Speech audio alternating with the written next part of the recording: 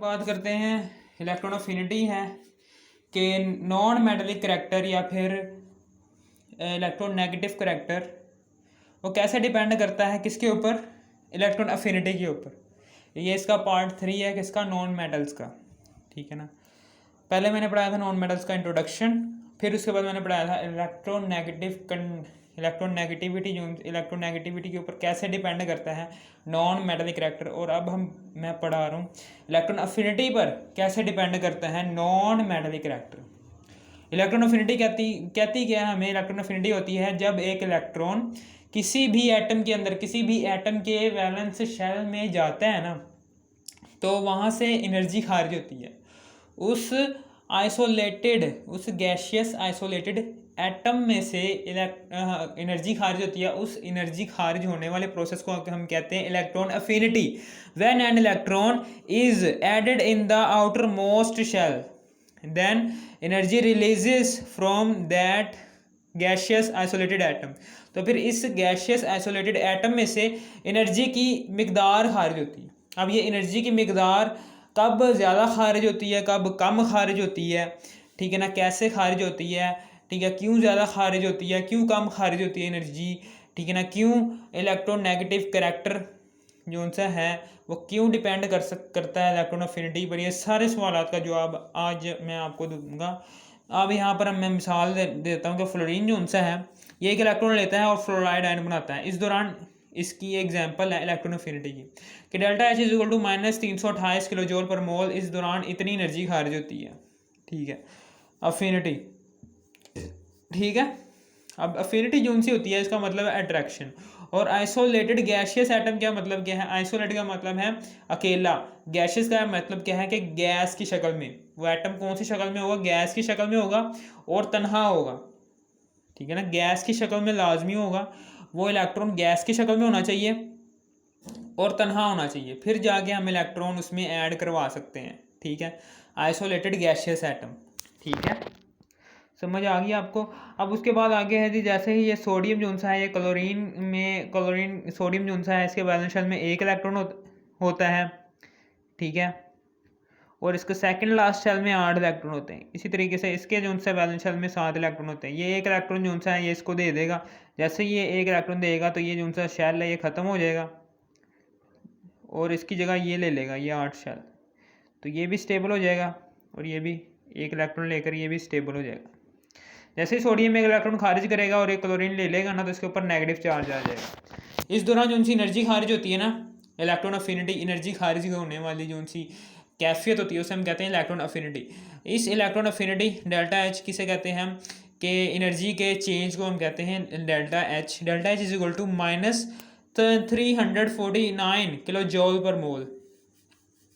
ठीक है, अब क्लोरीन जो सा है यहाँ पर 17 है।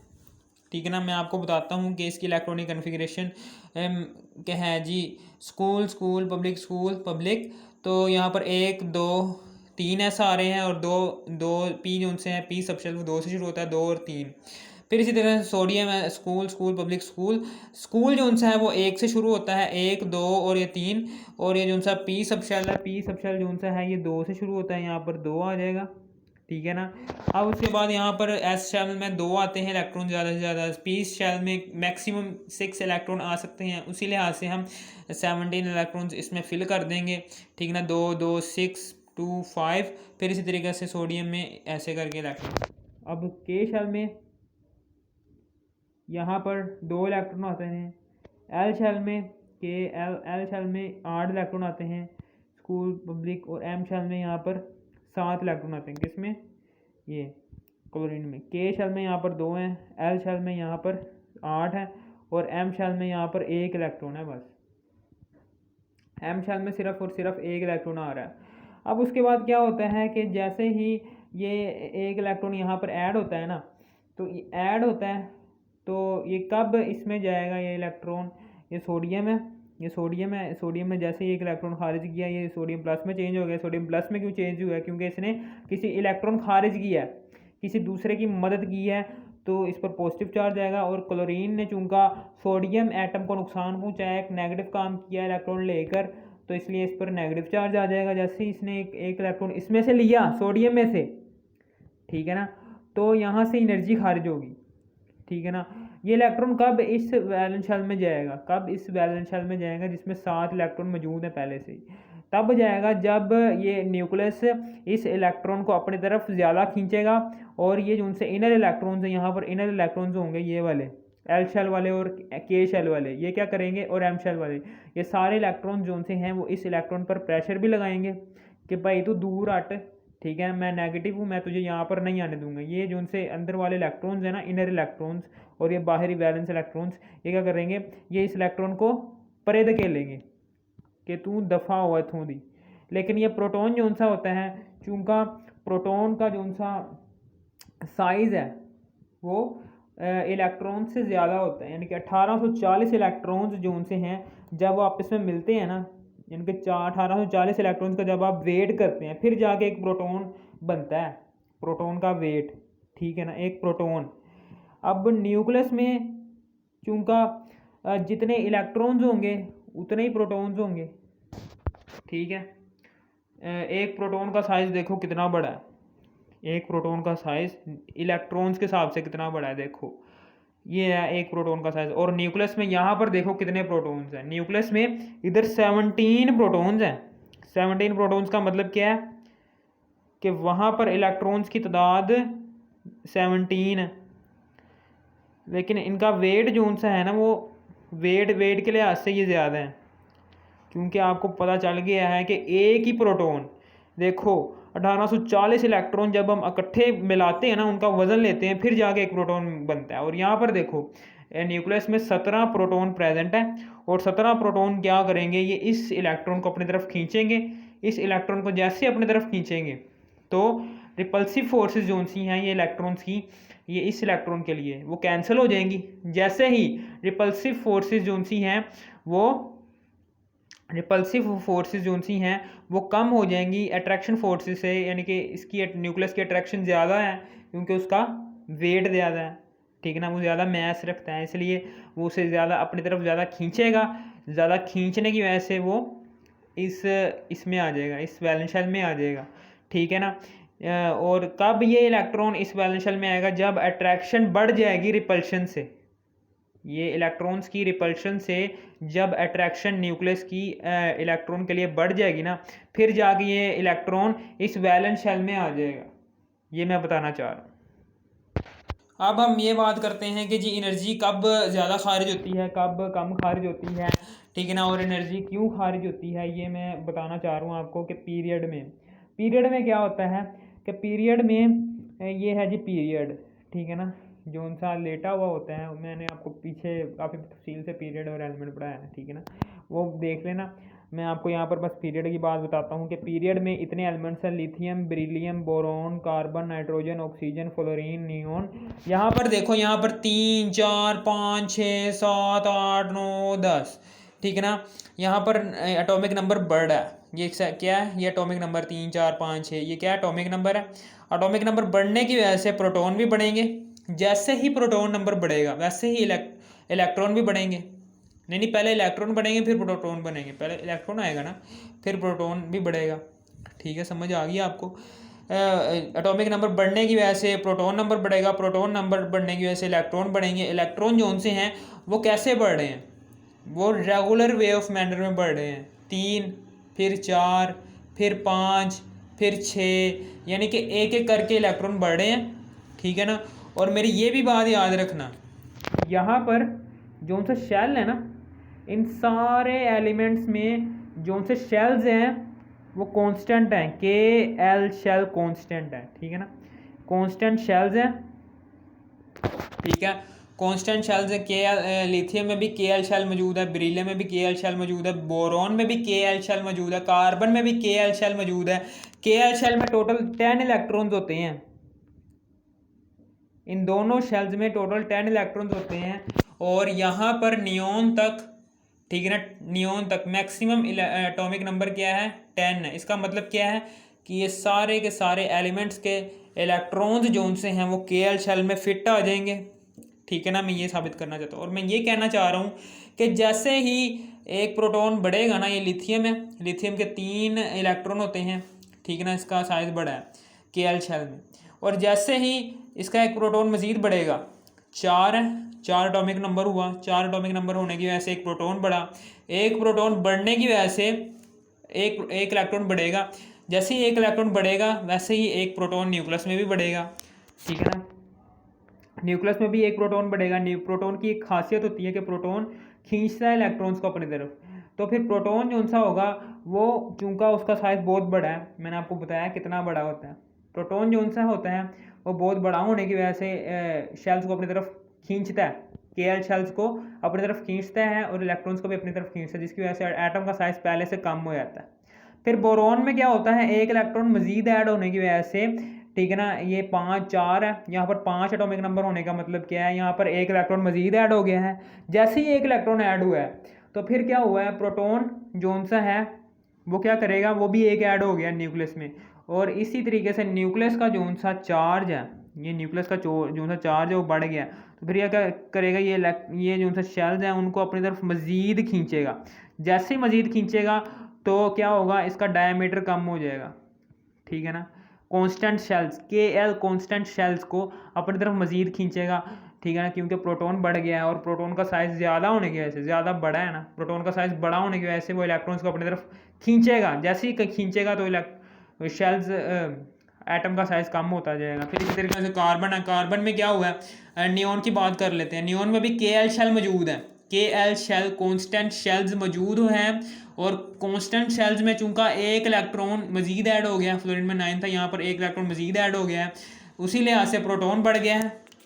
जैसे ही न्यूक्लियस में प्रोटॉन की तादाद बढ़ी है तो इसने कांस्टेंट शेल्स Kl को फिर से खींचा अपनी तरफ ज़ोर से, और फिर से छोटे से भी और छोटा हो गया, ठीक है, समझ आ गई होगी कि शेल्स कांस्टेंट है, शेल्स कांस्टेंट हैं और प्रोटॉन नंबर जो सा है वो बढ़ी जा रहा है। इलेक्ट्रॉन के बढ़ने की वजह से प्रोटॉन नंबर बढ़ी जा रहा है। प्रोटॉन नंबर बढ़ने की वजह से न्यूक्लियस की ताकत है, जो उनसे खींचने की सलाहियत है, वो बढ़ती जा रही है।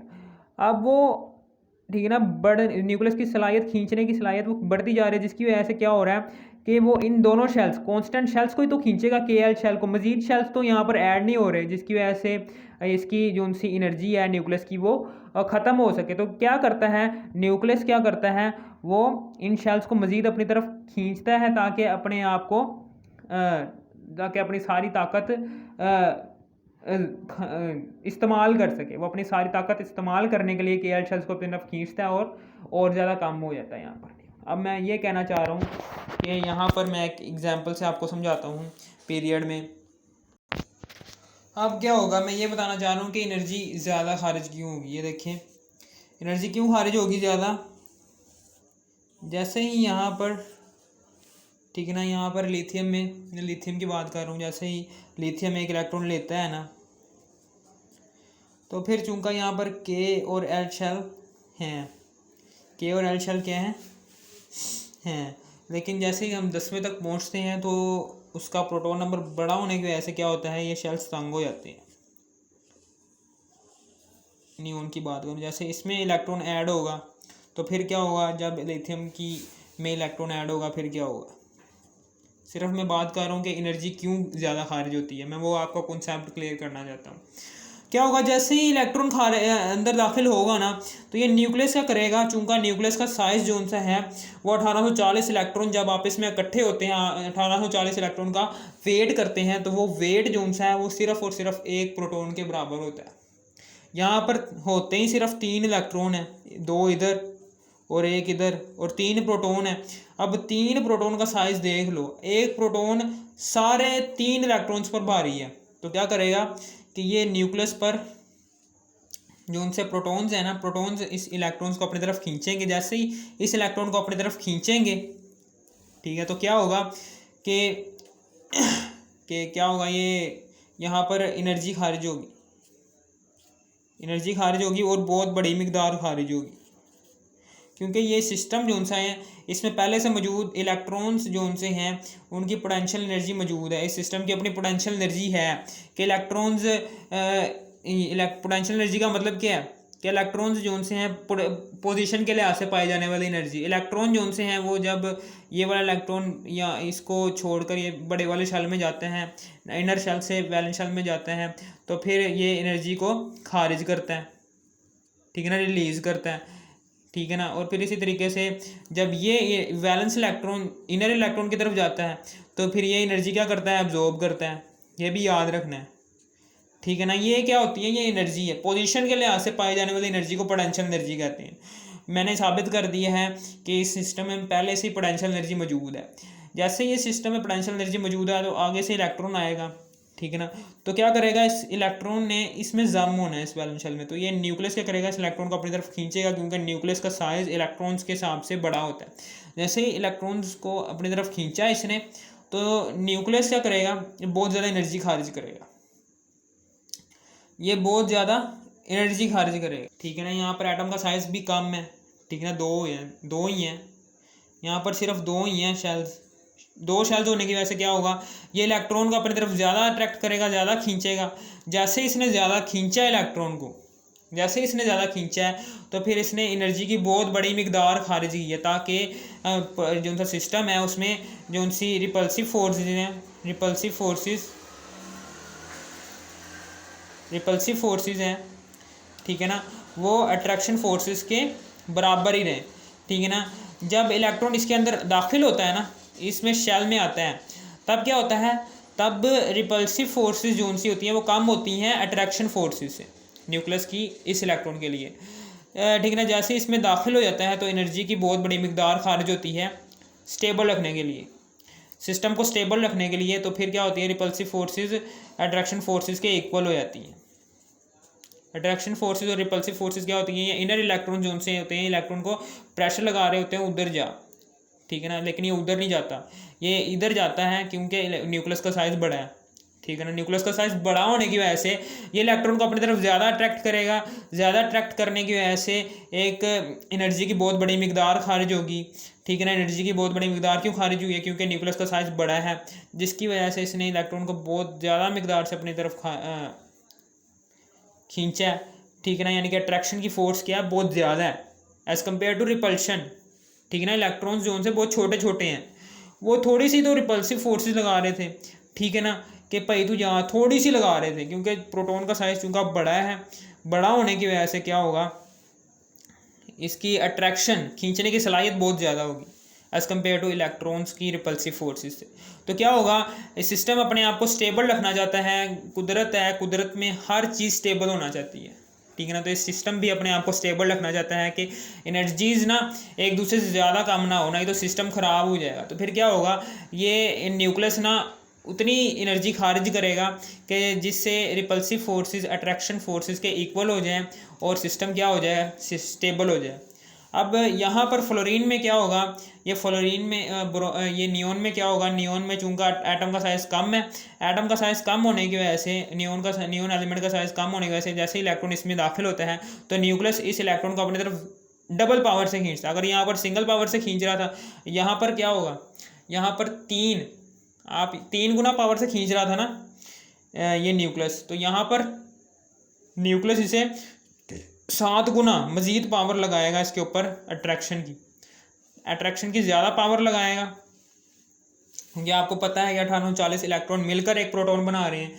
जैसे ही ज़्यादा पावर लगाएगा तो नियोन जो सा होगा इसमें ज़्यादा मिकदार में एनर्जी खारिज होगी एज़ कम्पेयर टू लिथियम, क्योंकि एक तो इसमें ये मज़ीद छोटा हो गया एटम का साइज़ बहुत छोटा हो गया, जिसकी वजह से इसकी अट्रैक्शन फोर्सेस, न्यूक्लियस की अट्रैक्शन फोर्सेस इस इलेक्ट्रॉन के लिए बहुत बढ़ गई हैं, ठीक है ना। और ये 10 इलेक्ट्रॉन जोन से हैं, ये जितनी मर्जी 10 इलेक्ट्रॉन जोन से हैं, ये जितनी मर्जी इस इलेक्ट्रॉन को अपनी तरफ रिपल करें, लेकिन वो 10 प्रोटॉन जोन से होंगे ना, 10 प्रोटॉन, उनकी ताकत के आगे ये कुछ भी नहीं है 10 इलेक्ट्रॉन, ठीक है ना। तो ये 10 प्रोटॉन की वजह से क्या होगा, ये 10 प्रोटॉन इस इलेक्ट्रॉन को, इस आने वाले इलेक्ट्रॉन को अपनी तरफ खींचेंगे और ये 10 इलेक्ट्रॉन की फोर्स पर गालिब आ जाएंगे।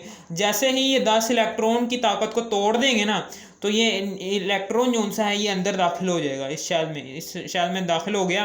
और जैसे ही ये शेल में दाखिल हो जाएगा तो क्या होगा कि ये 10 इलेक्ट्रॉन की पावर जो सी है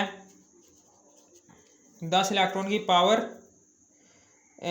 वापस से यानी कि रिपल्सिव फोर्सेस और यहाँ पर ना अट्रैक्टिव फोर्सेस, ये रिपल्सिव फोर्सेस, इलेक्ट्रॉन्स की रिपल्सिव फोर्सेस और अट्रैक्शन फोर्सेस जो सी हैं वो आपस में स्टेबल होना चाहती है। स्टेबल होने के लिए क्या करती हैं, बहुत ज़्यादा एनर्जी खारिज करती है। न्यूक्लियस बहुत ज़्यादा एनर्जी खारिज करता है, जिसकी वजह से क्या होता है, जिसकी वजह से अट्रैक्शन फोर्सेस जो सी हैं वो रिपल्सिव फोर्सेस के बराबर रहती हैं। यानी कि इलेक्ट्रॉन की जो सी 10 इलेक्ट्रॉन्स की जो सी रिपल्सिव फोर्सेस थी, पोटेंशियल एनर्जी पहले से मौजूद है, ठीक है ना। मैंने आपको बता दिया पोटेंशियल एनर्जी के बारे में क्या होती है। 10 इलेक्ट्रॉन्स पर रिपल्सिव फोर्सेस जो सी थी वो इज इक्वल टू हो जाएंगी 10 प्रोटॉन अट्रैक्शन फोर्सेस के। जब इलेक्ट्रॉन यहाँ पर आ जाएगा और न्यूक्लियस एनर्जी खारिज कर देगा ना, तब ये दोनों फोर्सेस इक्वल हो जाएंगी और सिस्टम स्टेबल हो जाएगा। अब मैंने आपको बताया कि हर चीज़ स्टेबल रखना चाहती है अपने आप को, इसलिए ये पीरियड में शुरू में तो क्या होता है कि कम का एनर्जी खारिज होती है, लेकिन जैसे जैसे आप आगे बढ़ते जाते हैं एटम का साइज़ कम होता जाता है तो एनर्जी ज़्यादा खारिज होती जाती है, जिसकी वजह से उसका नॉन मेटालिक करैक्टर भी बढ़ जाता है, ठीक है ना। जिसकी वजह से एलिमेंट का नॉन मेटालिक करैक्टर यानी कि ज़्यादा नेगेटिव चार्ज की पावर बहुत ज़्यादा बढ़ जाती है।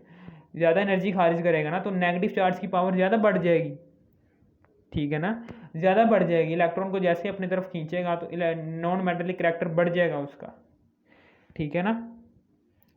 ये देखें ना, यहाँ पर देखो, यहाँ पर कम पावर से खींचा है न्यूक्लियस ने, लेकिन यहाँ पर इस इलेक्ट्रॉन को न्यूक्लियस ने ज़्यादा पावर से खींचा है, इसलिए इसका नॉन मेटालिक करैक्टर क्या हो गया, बढ़ गया, ठीक है। यानी कि नॉन मेटल में ही शामिल होगा ये। इसका नॉन मेटालिक करैक्टर या फिर इलेक्ट्रॉन नेगेटिव करैक्टर बढ़ गया है एज कंपेयर टू इसके लिथियम के, ठीक है ना। इसलिए non metallic character electron affinity पर डिपेंड करता है। कम खारिज होगी, एनर्जी खारिज होगी तो उसका इलेक्ट्रॉन नेगेटिव करैक्टर क्या है, कम है। लेकिन जब ज़्यादा खारिज होगी ना एनर्जी, इलेक्ट्रॉन जब किसी एलिमेंट में जाएगा तो इसका मतलब क्या है कि उसका इलेक्ट्रॉन नेगेटिव करैक्टर बहुत बढ़ गया था, इसलिए उसने अपने आप को स्टेबल रखने के लिए एनर्जी खारिज कर दी है, ठीक है। फिर इसी तरीके से हम यहाँ पर बात करते हैं जी फर्स्ट ग्रुप एलिमेंट्स और एटॉमिक नंबर रेडाई की। यहाँ पर हम बात करते हैं ग्रुपों की। ग्रुप में क्या होता है, ग्रुप में जैसे ही एटॉमिक नंबर बढ़ता है, एटॉमिक नंबर बढ़ने की वजह से प्रोटॉन नंबर बढ़ता है, प्रोटॉन नंबर बढ़ने की वजह से क्या होता है, इलेक्ट्रॉन बढ़ते हैं। अब ये मेरी बात याद रखना कि इलेक्ट्रॉन किस तादाद से बढ़ रहे हैं, एटॉमिक नंबर कैसे इंक्रीज़ हो रहा है। इलेक्ट्रॉन ये देखिए, पहले 3 इलेक्ट्रॉन थे, अब 7 ही 11 हो गए हैं,